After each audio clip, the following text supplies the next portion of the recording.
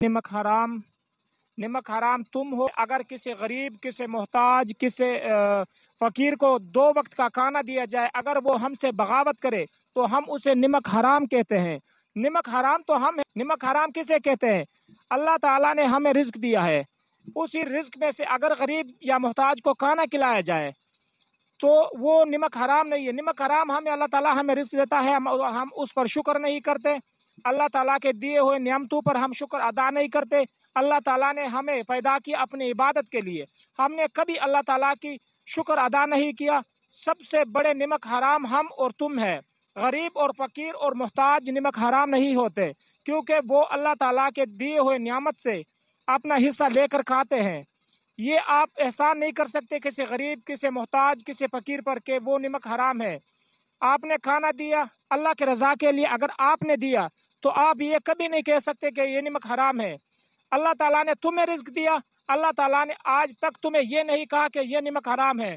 اگر تم الٹے راستے پر چلتے ہو پھر بھی اللہ تمہیں رزق دیتا ہے، اگر تم غلط کاموں میں ملوث ہے پھر بھی تمہیں اللہ تعالیٰ رزق دیتا ہے۔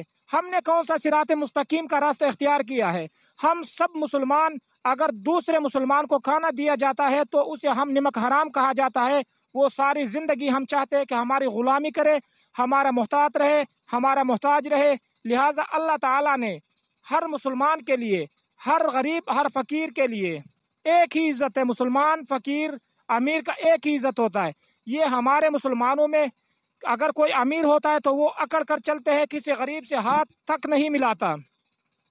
لہٰذا صرف اور صرف آپ نے ذہن میں یہ سوچنا چاہیے کہ نمک حرام، سب سے زیادہ نمک حرام امیر ہے۔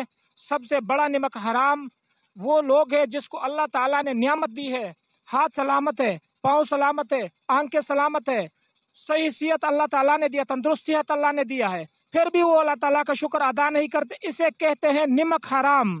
نمک حرام اسے کہا جاتا ہے۔ غریب کو اگر کھانا کھلایا جائے وہ بغاوت کرے، اسے نمک حرام کبھی نہ کہیں۔